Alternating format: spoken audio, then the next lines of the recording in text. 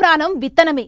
విత్తులో సత్తువ ఉంటేనే పొలంలోనూ రైతు ముఖంలోనూ కలకల, లేకుంటే పెట్టుబడులు శ్రమ అంతా నష్టపోయి దివాలా. నాణ్యమైన విత్తనాలు నాటితే సరైన దిగుబడులు సాధ్యమై రైతుకు గిట్టుబాటవుతుంది. అంతా బాగున్నా కరువు రూపంలోనో, తుఫాన్లు వరదల రూపంలోనో ప్రకృతి పగబడితే చేయగలిగేదేమీ ఉండదు. కానీ విత్తే పెను విపత్తైతే రైతు చిత్తు కావాల్సిందే. తెలుగు రాష్ట్రాల్లోని రైతులకు ఇప్పుడు విత్తనాలే పెద్ద సమస్యగా మారిపోయాయి.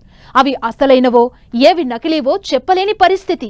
అందుకే విత్తే ముందే మొలక శాతం తెలుసుకోవాలని సూచిస్తున్నారు శాస్త్రవేత్తలు. కాలాల వారీగా వాతావరణ పరిస్థితులను బట్టి అనువైన పంటల సాగుకు రైతులు సిద్ధమవుతుంటారు. అధిక దిగుబడులు సాధించి మంచి ఫలసాయం పొందాలనేదే అందరి భావన. లాభసాటి పంటకు విత్తనం ప్రధానం.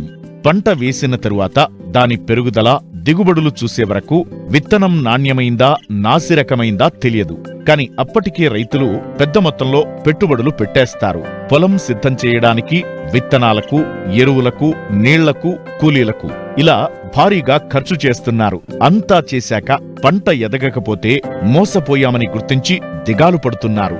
చేసిన అప్పులు తీర్చడమెలాగో తెలియక తల్లడిల్లుతున్నారు. విత్తన కంపెనీలపై ప్రభుత్వానికి, వ్యవసాయ శాఖలకు నియంత్రణ లేకపోవడం ఏటా రైతులు ఇలానే నష్టపోతున్నారు. పనికిరాని విత్తనాలతో సాగు ప్రారంభించి పెట్టుబడులు పెట్టి లక్షల రూపాయలను కోల్పోతున్నారు. కాబట్టి రైతులు విత్తనం కొనుగోలు చేశాక మొలక శాతాన్ని పరిశీలించి నాణ్యత ప్రమాణాలకు అనుగుణంగా ఉంటేనే విత్తుకోవాలని సూచిస్తున్నారు విశాఖ జిల్లా యలమంచిలి వ్యవసాయ పరిశోధనా స్థానం శాస్త్రవేత్త డాక్టర్ ఏబిఎం శిరీష.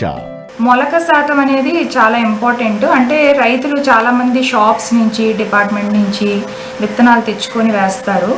ఆయా కంపెనీలు వాళ్ళకి విత్తనాలు అమ్మకానికి పెడుతున్నప్పుడు వాళ్ళు కంపల్సరీగా విత్తనం మొలక అనేది టెస్ట్ చేసుకుని ఇస్తారు. కానీ ఈ వచ్చే రవాణాలో కానీ ఏదైనా జరిగి ఉండొచ్చు, లేదంటే ఒక్కొక్కసారి మొలక శాతం ఫెయిల్ అవ్వచ్చు. మనకొచ్చే బ్యాగే అంటే మనకొచ్చే బస్తాలోనే ఆ విత్తన శాతం మొలక అనేది తక్కువ ఉండొచ్చు.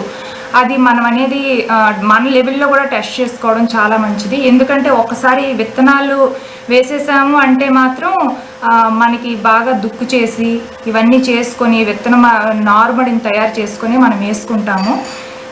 దానివల్ల రిసోర్సెస్ అంటే మన కష్టం అదంతా వేస్ట్ అవుతుంది ఒకవేళ విత్తనాలు కానీ మొలక రాకపోతే.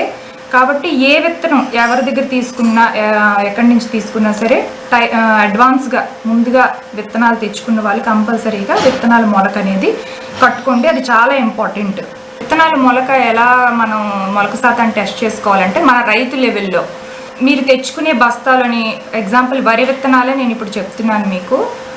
తెచ్చుకున్న బస్తాలో బస్తా అడుగు భాగం నుంచి ఒక 50 గింజలు, పై భాగం నుంచి ఒక 50 గింజలు తీసుకొని 100 వరి విత్తనాలను తీసుకొని తడిగుడ్డలో కట్టి వాటిని ఒక 24 గంటల సేపు నానబెట్టి, అంటే రాత్రి మనం నానబెట్టుకొని ఒక 24 అవర్స్ నానబెట్టి తర్వాత తడిగుడ్డలో కట్టి వదిలేసి మనం ఒక చిన్న గిన్నెలో కానీ ఆ తడిగుడ్డతో పాటు వదిలేస్తే ఆ మొలక వచ్చేస్తాయి మనకి.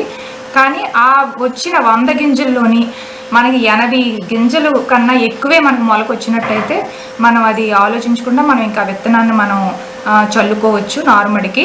అలాగే ఈ విత్తనాలనే కాదు, ఏ పంట విత్తనాలైనా సరే, వేరుశనగ, సన్ఫ్లవర్, నువ్వులు ఏమైనా సరే, అపరాలు, ఇలా మనం విత్తనాలు కట్టుకోవడం వలన మన శ్రమ అనేది చాలా వరకు తగ్గుతుంది. కాబట్టి రైతులు తప్పనిసరిగా ఈ విత్తనాలు మొలక అనేది టెస్టింగ్ చేసుకొని వేసుకుంటారని ఆశిస్తున్నాను. తెలుగు రాష్ట్రాల్లో నకిలీ, నాసిరకం బీటీ పత్తి విత్తనాల వ్యాపారం పెద్ద ఎత్తున సాగుతోంది. అధికారుల దాడుల్లో తరచూ నకిలీ విత్తనాలను పట్టుకుంటున్నారు. అయినా ఈ దందాకు మాత్రం అడ్డుకట్ట పడడం లేదు. గతేడాది మినుము, సోయా చిక్కుడు, బీటీ పత్తి, వరి, మిరప, కూరగాయల విత్తనాలు నాసిరకమైనవి అమ్మడంతో వందలాది మంది రైతులు నష్టపోయారు. కాబట్టి రైతులు రాష్ట్ర విత్తన ధృవీకరణ ఏజెన్సీ నుండి మాత్రమే కొనుగోలు చెయ్యాలి.